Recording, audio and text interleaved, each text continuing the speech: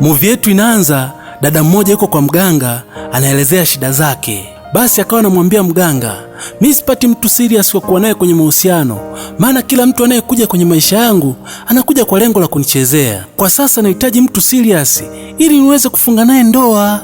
Mganga akasema, usijali mjukuu wangu. Je, upo tayari kufanya kitu chochote ili upate mtu sahihi kwenye maisha yako? Binti bila kuchoka akasema, nipo tayari. Basi mganga akasema, kama upo tayari, kesho asubuhi uwahi kwenye misitu ya kijiji ukaniletea yai la upendo na mizimu itakuongoza.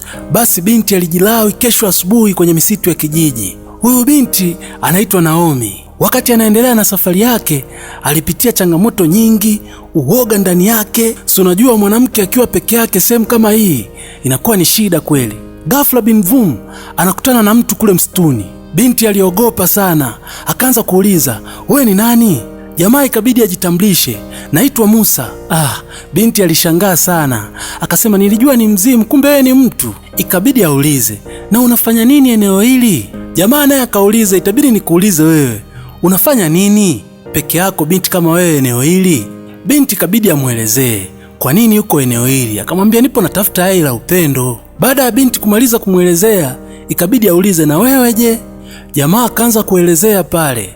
Kumbe naye alienda kwa mganga, alikuwa na shida kama ya binti na masharti alipewa kama ya binti yale yale, naye anatafuta ni yai la upendo. Basi Musa baada ya kumaliza kumuelezea binti akawa anaondoka. Binti kwa sababu anaogopa akaanza kusema, unaniacheje peke yangu? Tunaondoka wote. Jamaa akawa anakataa. Binti akang'aniza, tunaondoka wote. Basi jamaa akasema, tunaondoka wote ila kwa sharti, sio nalikuta yai la upendo unanikimbia, itabidi na mimi unaniambia kwamba nimelikuta. Basi Musa na Naomi waliongozana. Ghafla tunamuona binti ameshakutana na mizimu. Mizimu ikamwambia, kuna mayai mawili hapo, kuna yai la upendo na yai la kuumizwa, chagua yai moja hapo. Basi binti kwa wenge akachagua yai.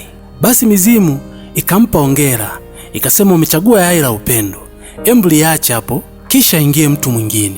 Aliyefuata kuingia baada ya pale alikuwa ni jamaa, naye akaambiwa kama binti, kuna mayai mawili, kuna yai la upendo na yai la kuumizwa, embu chagua yai moja hapo. Naye mshikaji kwa wenge akachagua yai.